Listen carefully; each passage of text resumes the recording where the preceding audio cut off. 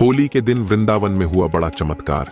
जब वृंदावन के यमुना नदी में एक महिला साध्वी को यमुना स्नान करने से रोका गया, उसके बाद वृंदावन के उस यमुना घाट पर जो चमत्कार हुआ, उसे देखकर आपके पैरों तले जमीन खिसक जाएगी।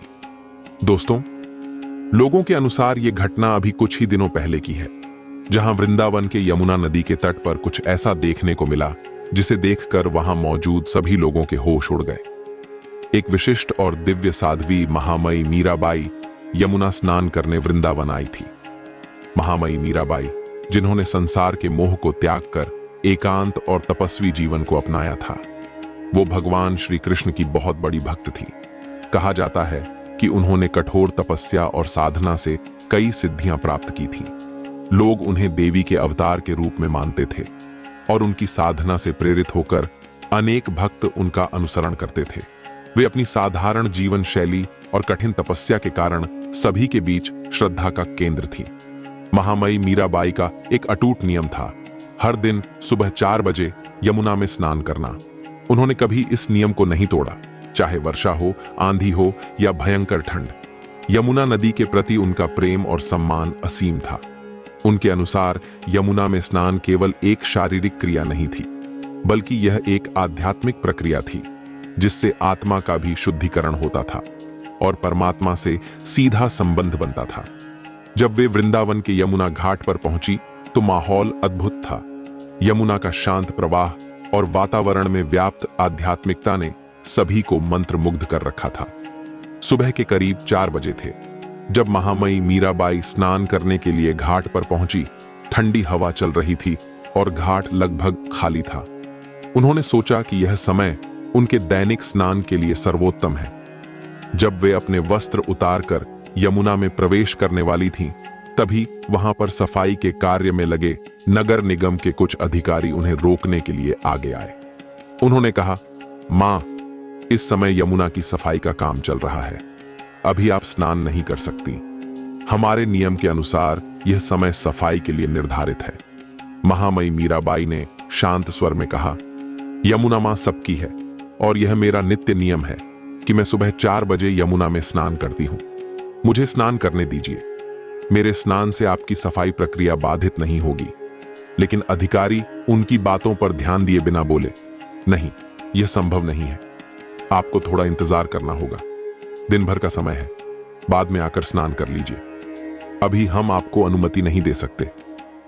महामयी मीराबाई धैर्य से बोली, यह मेरा नियम है और मैं इसे आज भी नहीं तोड़ सकती। मैं यमुना मां की शरण में आई हूं और यह मेरा अधिकार है कि मैं इसमें स्नान करूं।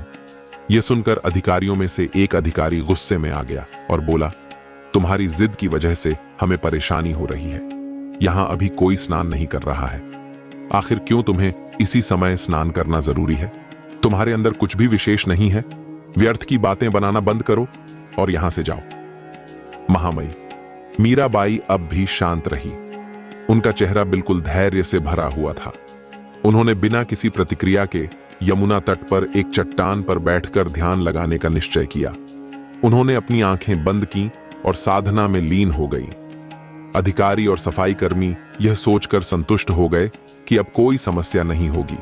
उन्होंने फिर से सफाई का काम शुरू करने की कोशिश की, लेकिन तभी एक अजीब घटना घटी। सफाई की सारी मशीनें जो यमुना से कचरा निकालने के लिए लगाई गई थीं, अचानक काम करना बंद कर दिया। मशीनों के सभी प्रयास असफल हो रहे थे। अधिकारियों ने कई बार मशीनों को चालू करने की कोशिश की, लेकिन कोई फायदा नहीं हुआ। मशीनों के खराब होने से अधिकारी घबरा गए। उन्होंने इंजीनियरों की एक टीम को बुलाया, जिन्होंने मशीनों की जांच की, पर कोई भी तकनीकी समस्या नहीं मिली।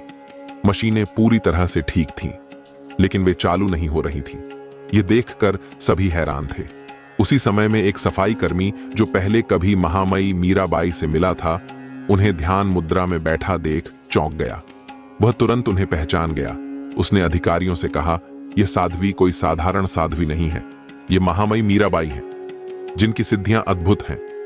जब मैं छोटा था तो एक गंभीर बीमारी से ग्रसित हो गया था, तब इन्हीं के आशीर्वाद से मैं ठीक हुआ था। हमें इनसे माफी मांगनी चाहिए, क्योंकि उनका अपमान करने के कारण ही मशीनें काम नहीं कर रही हैं। यह सुनकर अधिकारी हक्के बक्के रह गए। उनको समझ में आ गया कि उनका व्यवहार गलत था। वे सभी महामयी मीराबाई के पास गए और उनके चरणों में गिरकर माफी मांगी। उन्होंने कहा, मां, हमसे बहुत बड़ी भूल हो गई है। हमें समझ नहीं आया कि आप कौन हैं। कृपया हमें क्षमा करें। महामयी मीराबाई ने आंखें खोली और मुस्कुराते हुए बोली, यमुना मां सबकी है और किसी का भी यमुना पर विशेष अधिकार नहीं है। साधुओं का पहला अधिकार होता है, क्योंकि वे यमुना की महिमा को समझते हैं। लेकिन यह भी जरूरी है कि हम सब मिलकर एक दूसरे का सम्मान करें।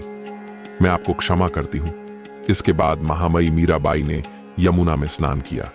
जैसे ही उन्होंने यमुना में स्नान किया, उसी क्षण मशीनें फिर से चलने लगी। अधिकारियों और कर्मचारियों की आंखों में आश्चर्य और श्रद्धा थी। वे समझ गए कि यह साध्वी वास्तव में दिव्य शक्ति से युक्त थी। इस चमत्कार के बाद पूरे वृंदावन में यह खबर फैल गई। दोस्तों, आप इस घटना के बारे में क्या कहेंगे, हमें कमेंट बॉक्स में जरूर बताइएगा। अगर आपको यह वीडियो पसंद आया तो वीडियो को लाइक करें, कमेंट करें और इस वीडियो को ज्यादा से ज्यादा शेयर करें। जय श्री राधे कृष्ण।